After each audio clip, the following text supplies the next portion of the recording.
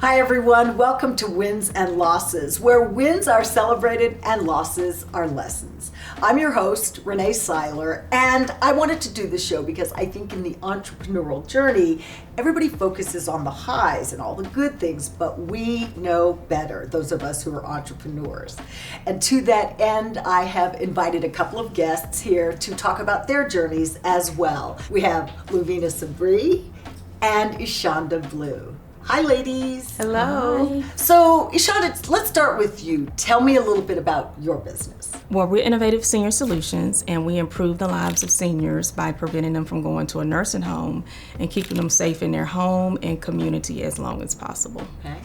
And Luvina, tell us a little bit about your business. Well, I have a couple of businesses. I have So Natural Catering, and while we were doing So Natural Catering, I was teaching special needs students, and I learned that they wouldn't have an employer, and that's what made me start the new business that I have, which is Bombass Lemonade. I love that. You know, I interviewed you before, so Yes. I am familiar with Bombass Lemonade. Is Bombass Lemonade an offshoot of your original business? And did you see that coming at all? Or Not at all. Yeah. Not at all. And it's not an offshoot. I just saw that there was a need. I'm an entrepreneur or a hustler at heart, and I saw that there was a need to help this group or this population, and I just went with it, and I absolutely love it. Eshonda, did you also see a need that had been unfulfilled in the community? Is that how you got started? Yeah, we've been in business 17 years now, so I feel like an old kid on the block. But I'm a registered nurse, and me and my sister started a business, and we both had backgrounds in working in the nursing home. And all my years in the nursing home, I never met anyone who wanted to be there. They had to be there for some reason. Nobody was there to take care of them at home, or they didn't have that family member to actually do it. And so when it became our grandmother who told us she didn't want to go to a nursing home, that's when we started our business, and she was our first client. I think a lot of times people assume as we age, a nursing home is inevitable. Is that the case? I think so, and for two reasons. One, there's a lot of communities that only have a nursing home as an option, and two, what we see is that nobody plans for senior care. Like, out of all the years we've ran our business, seniors never call us. It's their children who call us. And when they're calling us, it's like, Mom, first of all, seniors don't complain. And so they're not going to tell you something is wrong until something is really wrong. And usually when the children get involved, a decision got to be made right then. Right? So they don't have a whole lot of time to really look into other options, or probably really just not aware of the other options that are available to them. So what do you do, and what does your company do that is an alternative to a nursing home? Yeah. So we started out doing home care. That was our first business, where our grandmother was our first client, and that's when we sent caregivers into the home, and they took care of seniors in their home, cook, bathe, whatever they need, they did it. But we sold that business in 2019, and then we pivoted and we got into adult daycare. And so right now, adult daycare is the main business that we provide for seniors to stay in the community. What impact has an aging population had on your business? I don't think the impact has happened yet. So 2030 is the year to remember. That's the year when all the baby boomers will have boomed, right? It's going to be over 73 million seniors. They will be the largest population on earth. The first time in history, there'll be more people 65 and older than 13 and younger. Wow. So, yeah, it's the demand. Well, actually, they're calling it the silver tsunami. Oh, wow. Yeah. Wow. Boy, that is a visual. So all of your decisions with regard to your business, have that sort of in the background? Most definitely. And of course, we're entrepreneurs, so we've always been looking for ways to scale up our business. And so I wouldn't say a serial entrepreneur, but we've done a lot of different things. We've done home care, we did adult daycare, we did personal care homes, we do transportation for seniors. And we made a decision in 2023 to do nothing but adult day. And we wanted to niche down. We feel like this is a business that's on the uprise. And just to give you an example, in Georgia, there are over 5,000 child care centers. There are only 180 adult daycare centers. And I just talked about the numbers that are coming. And so we decided to bet on that. Oh, wow. That's good. Wow. Wow, that seems like a good bet, actually. I hope so. Luvina, tell me a little bit about some of the big wins you've had. I know you've been on Food Network. Oh, yes. Twice? Absolutely, twice. Yes. Okay, yes, so yes. look at her like she's all like, oh yeah, you know that little thing?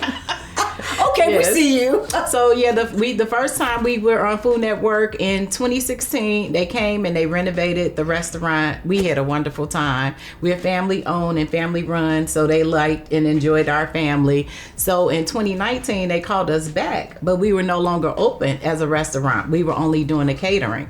And at the same time, that's when I was teaching the special needs students employability skills. And so when they called, they said, we want to come back and do another show on you. And I was like, we're not even open, as a restaurant.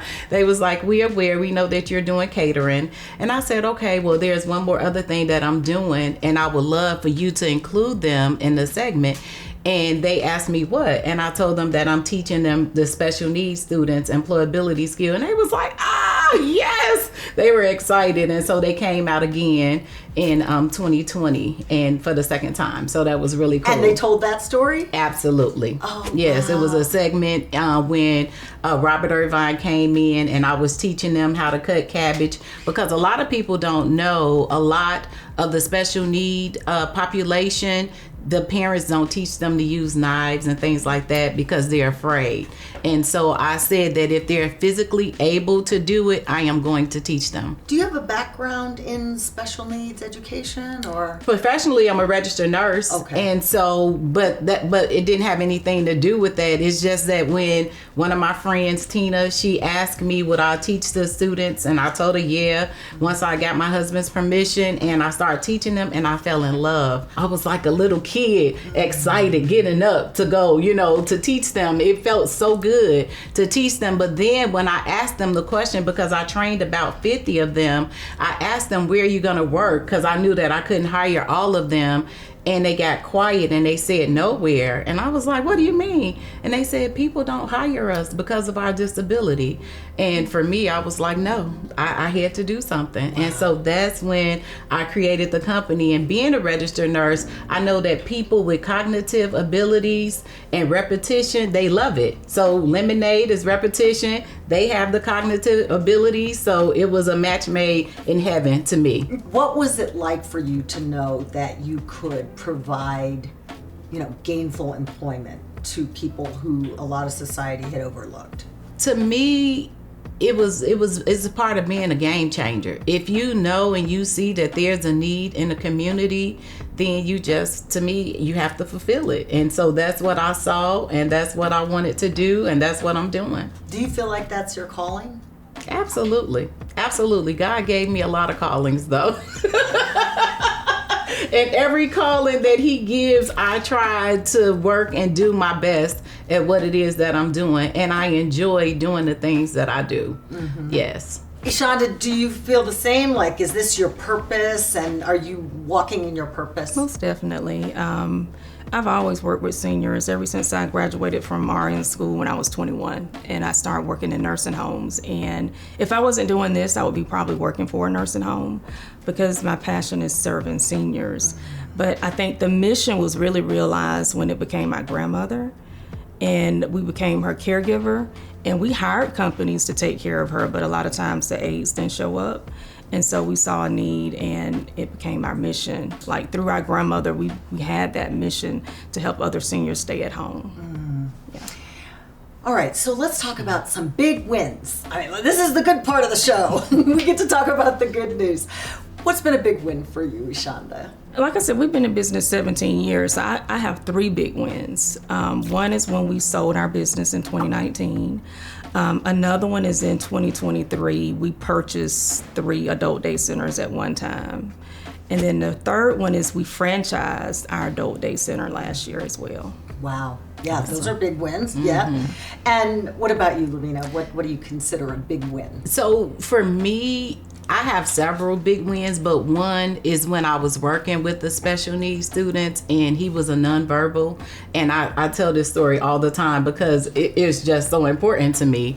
And he was a pacer as well. So he would walk back and forth. And every time I see him doing that, I know that I needed to give him something to do. So one day he was leaving and he was just standing there at the door. And I was saying to myself, why is he doing this? You know, he doesn't normally do that. And he was waiting for everyone else to leave. And he said, Miss Luvina, Merry Christmas, miss you. And he said it again. He was nonverbal. Yes. Well, when not completely nonverbal, he speak rarely, but he's never spoken to me in the time that he was there. So he said that to me twice. And from, I don't even celebrate Christmas, but I was like, oh, okay, Merry Christmas. I was like, oh, he spoke to me. I was so excited. And I couldn't even close the door fast enough before I was crying. And my husband, he was like, what's wrong? What happened? What happened? And I was like, he said something to me. And he's like, oh, okay. And I'm like, he didn't understand. But for me, that was a big win for me, for him to speak. And I will hold that close to my heart and I will not forget it because that was huge for me. Mm-hmm. And what about you, Eshonda? Is that did you have a moment like that you can point to and you could be like, oh, that was a big win. I know you had the 3 wins, but is there one that sticks out? Oh, goodness. I'm going to have to say making a decision just to do the adult day. Mm-hmm. Yeah, because we've done so many other different things at the same time, and they've all reached a certain level of success. But I think the fact that we were doing so many other different things, I wanted to know what it felt like to do one thing and do that one thing really well and see where we go with that. Yeah. So let's talk about some of the losses then. 2023 for you was kind of a difficult year, right? Mm-hmm. Tell me about that. It was difficult. It was like a blessing and a curse. So, yeah, we stepped out on faith and bought 3 businesses at one time. And we didn't have any experiences buying businesses, but we did it. Very big risk takers. But what we found out on the other side of that is that we didn't really have the bandwidth to do that. Mm-hmm. And when I say that, like the second day, half of the staff walked out of those 3 centers. And so it took us like a full year just to stabilize staffing and put our culture into the center. And so it was just something that we didn't see coming, but came. What was interesting though, thank goodness, 2 years before when the EDIL was giving out those loans, like we were able to get $2.5 million. And we got it. I remember asking our accountant, I was like, well, should we go after this money? Because we really didn't have a need for it at the time. And she was like, you need to get it now while you can get it. And, and I'm so glad we did because that drained our cash. Because we couldn't do the marketing, we couldn't put transportation in place, which we do our own transportation at our centers. And we couldn't do any of the things that we planned to do when we bought those centers. And when we bought them, by the way, they were in the red. We knew they were in the red. But because we were working on stabilizing the centers, we couldn't work on growing them and pulling them out the red. And so, yeah, that was a difficult year for us. Yeah, needless to say. Wow. What did you learn from that experience? Now, we learned a lot. Like now I could probably do an acquisition like this. Now if we bought a center, I would have somebody specifically designated to be there for a length of time until the center was stable. Why is that important? For one, stability of the team, of the people, one. 2, we have a certain culture. We want to make sure that the people we're bringing on are caring and compassionate, and this is something that they love doing. And so maintaining that culture and making sure that's the culture that we have, that's important for us. Yeah. Okay. Well, sometimes you don't know the lessons you need to know until you actually live through them, and then you're like, oh, wow, okay. Luvina, what about you? What have been what's been a big loss for you and your company? For me, when I was in the process of starting Bombass Lemonade, it was during COVID. And a lot of the ingredients that we needed, the bottles that we needed, it just took a long time to get. And not only that, it took a long time to get, the prices increased like drastically. So it took longer for me to actually start the company than I wanted to. I thought that, okay, if I start, I'll be ready like the next year, and it's taking me longer. So for me, that's a loss because there's times that I could have been making money, but because of the ingredients not being available or the supplies not being available, it just put a damper in it. How many employees do you have for Bombass Lemonade? 3. 3. Okay. And do you have some rotate in and out? Do you bring some other people in, or is it just 3 full-time and then you do the special needs are volunteers? No. So we hire the special needs, but because of them having special needs, they can't always work full time. They have to work part time. And because a lot of them, they get Social Security as well, so they can't work full time. They have to work a certain amount of hours so that they can keep getting the benefits and everything. So that just work with them. And this Texas Workforce, they also have a program where they will hire them and they will come and work with me. Okay. Yes. You know, we didn't really go into it, but what is Bombass Lemonade? Okay, so Bombass Lemonade is lemonade that gives a damn, because we hire adults with disabilities, specifically special needs. And I started this company because I was working with them and I learned that they will not be hired anywhere else. But I love the title and I love the mission statement. It's so great. And how do you distribute it? Is it online or yes. So right now we are in the process of going into a grocery store, but right now we just do everything online and through word of mouth. That's how a lot of our lemonade is sold locally in our community.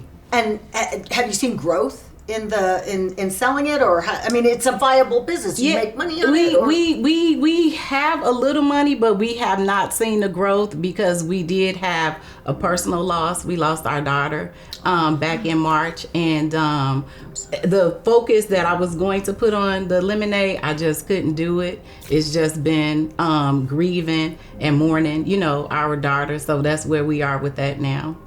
Yeah. So sorry. But risk taking is a big part of your personality, your muscle. Did that take time to build, or is that just who you are, or what? I think that's who I am. Yeah, I think that's who I am. I think one of the things that we learned, it's just interesting. So one of the things me and my sister learned was that, okay, my father was an entrepreneur, his father was an entrepreneur, and his father was an entrepreneur, but nobody talked about it. Oh, wow. Like we didn't even become, I think I was 30 and Jessica was 21 when we became entrepreneurs, but it wasn't celebrated, right? And so, but anyway, my point is, I think that risk-taking was just always there. Mm-hmm. Yeah. And what about you? Do you feel like you're... I know I'm a risk taker. Yes, absolutely. And I enjoy it, and like you said, do it scared. Mm-hmm. I do it scared all the time. I mean, but I have the stability of my husband because he takes care of us. So whatever I do with my money, it's okay. So I can take risk easily. Right. Yeah, all the time. So it feels like there's a safety net for you. I do. Mm-hmm. Yeah, I do. I have that safety net. But at the same time, I'm a go-getter. And I know that I'm going to make it work, period. Mm-hmm. That's just who I am and how I go about doing things. Yes. Sometimes when you're operating in your calling, I think sometimes it's easy to think, well, this is what I do. So you don't understand the impact that you're having on people at a real granular level. Mm-hmm. So for you, Luvina, what was it like when that young man waited? He waited for everybody to leave just so he could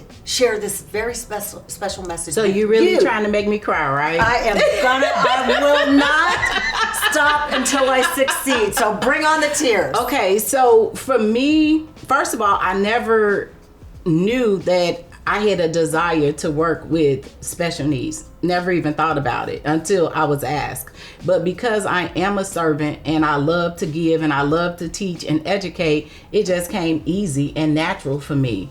And so when he did that, I was like, yes, I'm doing it. And that felt so good to me. And no amount of money could ever replace that feeling that I feel when I help someone. No amount of money. And so to me, that's what's important, to know that I'm helping somebody that will normally sit on their couch. And that's what they told me. I was like, so what are y'all gonna do if you don't work? Oh, we just sit at home on our computer or on our phones. And I was like, for the rest of your lives? And they was like, yes. I was like, oh no. So I just knew I had to do something. So it's like you helped them discover a purpose. Yes. Yeah, because they people just like we are. They can work just like we can. We just need to teach them how to work at a different level or at a different pace. But they are able to be productive and make their own money and be proud to say, I got a paycheck. So I think that is really a good thing. Absolutely. Wow. Eshonda, what do you foresee? I know you talked about the silver tsunami, but with regard to your business, do you guys plan on acquiring any other businesses? I mean, maybe you're like, I'm a risk taker. Ask me tomorrow. The answer might be yes. Oh, the answer is no. But I think our plan for us, we're going to continue to operate the 5, but we franchise. So we're just like McDonald's or Chick-fil-A. So we just got our FDD legally. And so we're going to launch next month, and that's what we're going to be doing. We're going to be franchising. Wow. So we're going to let other people be able to invest in the business, and we're going to grow that way. Yeah. And that's the adult daycares. The adult daycares. Okay. Yeah. What do you both, who have been a part of TSP, if someone was watching this at home, what would you want them to know about your story? What do you think they need to hear from you, Luvina? So for me, I love TSP, and I'm gonna be TSP family for life. Some kind of way I am. I have been following Lamar and Ronnie. I knew about Black and Married with Children, but it was more with the TSP in the early 2012, 13 type of time, and that's because we were doing the natural hair expos, and I learned through Diana and a lot of people, Pamela, that was in the group about TSP, and I started following them. But me being frugal the way that I am, I was like, no, I don't know if I'm ready to come up on it off that money yet. Let me just see. But around 2020, I just started, like leaning in even more, watching what they were doing and watching what they were doing for the community. And I just said that this is amazing.